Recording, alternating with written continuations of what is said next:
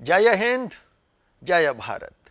दोस्तों 8 अप्रैल 1929 को भगत सिंह और बटुकेश्वर दत्त ने सेंट्रल असेंबली में बम फेंककर स्वयं गिरफ्तारी दी थी। वे बम जानबूझकर ऐसे बनाए गए थे और ऐसी जगह फेंके गए थे कि किसी की जान ना चली जाए। इस बारे में यदि आप अधिक जानकारी चाहते हैं तो राष्ट्रवंदना चैनल पर ही प्लेलिस्ट में स्क्रॉल करते हुए सबसे नीचे जाइएगा। वहां आपको युग दृष्टा भगत सिंह की अमर क्रांति यात्रा नाम से 52 वीडियो की सीरीज मिलेगी, जिसके भाग 11 में उस घटना का आंखों देखा हाल जानने को मिलेगा। आज हम बात कर रहे हैं उस घटना के बाद उठे क्रांतिकारी तूफान की।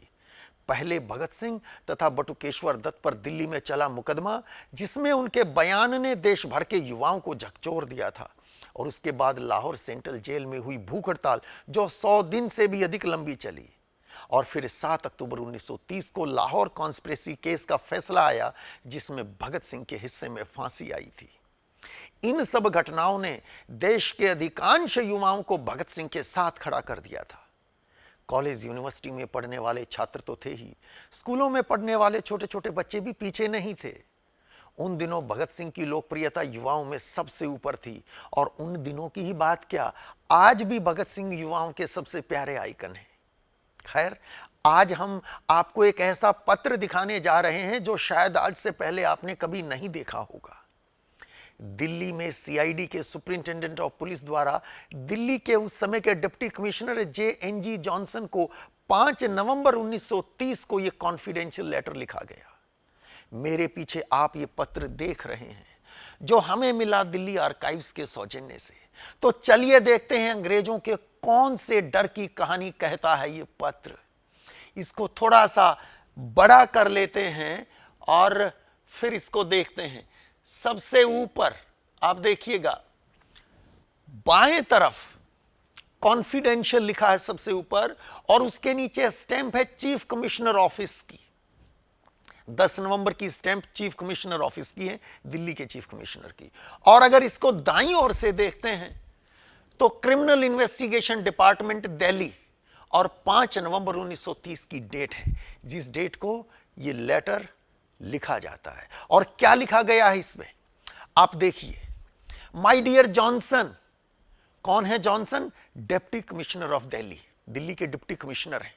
My dear Johnson, I have reliable information that the authorities of the MB High School, New Delhi, are being very lax in regard to the political activities of their classes, if not actually encouraging them in same. मेरे पास इस बात की पुख्ता जानकारी है, पक्की सूचना है कि नई दिल्ली के MB हाई स्कूल की अथॉरिटीज अपनी क्लासेस में पॉलिटिकल एक्टिविटीज को अगर बढ़ावा नहीं दे रही हैं तो कम से कम उनके प्रति बहुत लापरवाह हैं, उदासीन हैं, ढीली ढाली हैं। यानी क्लासेस में पॉलिटिकल एक्टिविटीज हो रही हैं। आगे क्या लिख रहे हैं? Up till very recently the boys of the 9th class in particular were wearing buttons bearing the pictures of Bhagat Singh and Dutt etcetera. कि अभी कुछ दिन पहले तक लड़के, खास तौर पे 9वीं क्लास के, जो कमीज पहन रहे थे, उनके बटनों पर भगत सिंह और बटुकेश्वर दत्त के फोटो थे। यानी स्कूल में बच्चे जो यूनिफॉर्म पहन के आ रहे थे, उसके जो बटन्स थे, उस शर्ट के जो बटन थे, उन बटन्स पे भगत सिंह, बटुकेश्वर दत्त एटसेट्रा, यानी कुछ और क्रांतिकारियों के भी हो सकते हैं, खास तौर पे भगत सिंह और बटुकेश्वर दत्त की बात हो रही है। भगत सिंह और बटुकेश्वर दत्त के फोटो बटन पे हैं, कमीज के बटन पे।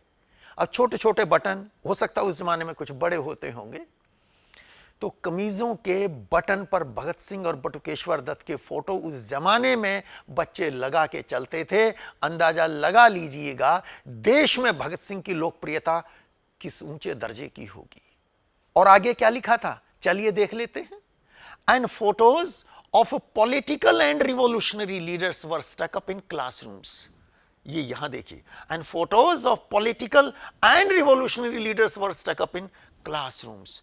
और क्लासरूम्स के अंदर पॉलिटिकल और रिवॉल्यूशनरी लीडर्स के, इन क्रांतिकारी नेताओं के फोटो क्लासरूम्स की दीवारों पर चिपके हुए थे। यानी कि घर से जो कमीज पहन के बच्चे आते थे उसके बटन्स पर भगत सिंह की फोटो हुआ करती थी।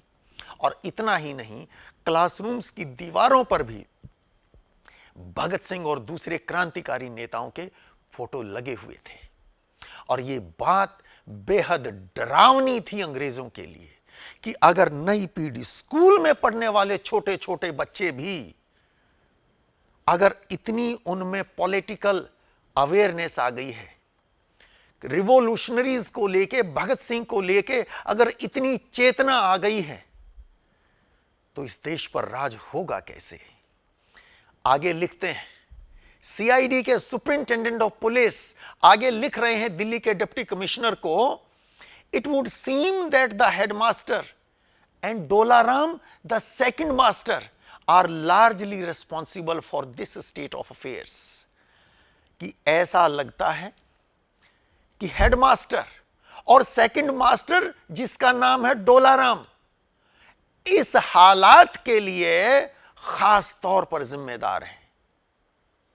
कहां लिखा, ये देखिए, it would seem that the headmaster and Dolaram the second master are largely responsible for this state of affairs. और आगे क्या लिख रहा है, though the former ordered the removal of the photos on 3rd November 1930 after very long delay. कि हालांकि farmer यानी कि हेडमास्टर, हालांकि हेडमास्टर ने 3 नवंबर 1930 को दीवारों पर से फोटो हटाने का आदेश जारी किया, लेकिन यह बहुत देर के बाद दिया आदेश था। यानी कि लंबे समय तक वो फोटो वहां लगे रहे थे दीवारों पर, क्लासरूम्स के अंदर। और ये क्लासरूम्स जो गवर्नमेंट के द्वारा एडेड या गवर्नमेंट के द्वारा चलाए जा रहे स्कूल्स थे, उनमें थे। Superintendent of police, CID, signature है नीचे, आप देखेंगे, आगे देखेंगे इसको। सुपरिंटेंडेंट ऑफ पुलिस, ये उनके सिग्नेचर हैं। और एड्रेस किनको किया गया है, ये JNG Johnson esquire ICS deputy commissioner Delhi, जिनको ये लेटर भेजा गया। और फिर डिप्टी कमिश्नर दिल्ली इस पर क्या लिख रहे हैं, उनका हाथ का लिखा ये नोट है। और यहां 5 नवंबर को JNG जॉनसन के सिग्नेचर भी आप देख रहे हैं। क्या लिख रहे हैं, this seems to be primarily a matter for the superintendent of education who might be asked to look into the matter and to let CC have a report। CC बोले तो चीफ कमिश्नर, कि ये जो पूरा मामला है ये superintendent of education से संबंधित है, जिनसे कहा जाए कि वे चीफ कमिश्नर को इसके संबंध में एक रिपोर्ट भेजें। ये नोट है। और किसको लिख रहे हैं ये डिप्टी कमिश्नर, ये बात किसे कह रहे हैं, सीसी को, चीफ कमिश्नर को। चीफ कमिश्नर को कह रहे हैं कि यह मामला सुपरिंटेंडेंट ऑफ एजुकेशन से संबंधित है। आज जैसे director of education, secretary of education, ये बड़े अधिकारी होते हैं एजुकेशन के संबंध में दिल्ली में, उस जमाने में शायद सुपरिंटेंडेंट ऑफ एजुकेशन दिल्ली में एजुकेशन के लिए बड़ा पद रहा होगा। इसलिए सुपरिंटेंडेंट एजुकेशन के बारे में लिखा गया कि यह पूरा मामला उनसे संबंध रखता है, उनसे कहा जाए कि वे इसमें जांच करें और रिपोर्ट भेजें। चीफ कमिश्नर फिर क्या लिखते हैं, वो सुपरिंटेंडेंट ऑफ एजुकेशन के नाम अपना नोट भेजते हैं। और क्या लिख रहे हैं उनको, I should be most obliged if superintendent of education could let me have a report. एक रिपोर्ट अगर सुपरिंटेंडेंट ऑफ एजुकेशन इस पे भेजते हैं तो मैं बहुत ऑब्लाइज्ड होऊंगा। और 8 नवंबर को सिग्नेचर करते हैं चीफ कमिश्नर दिल्ली अपने इस नोट पे। तो दोस्तों, इस पत्र से हमें यह पता चलता है कि भगत सिंह के जमाने में, यह नवंबर 1930 की कहानी है, 7 अक्टूबर को, इससे लगभग 1 महीना पहले भगत सिंह के मुकदमे में फैसला आया था जिसमें उन्हें फांसी की सजा सुनाई गई थी।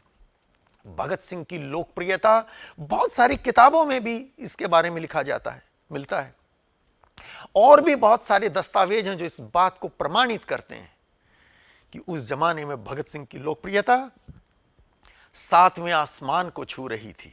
और यह प्रमाण जहां 9वीं क्लास में पढ़ने वाले छोटे छोटे बच्चे भी, कोई खौफ नहीं है, कोई भय नहीं है, कोई डर नहीं है किसी किस्म का, जो कमीज पहनकर आ रहे हैं स्कूल में, उस पर टके बटन और बटन पे भगत सिंह का फोटो है। यह था भगत सिंह का असर इस देश के युवाओं पर।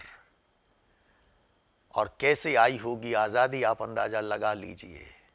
देश के युवाओं को खड़ा कर गया था वो 23 साल की उम्र में फांसी चढ़ने वाला शहीद ए आजम, युग दृष्टा भगत सिंह।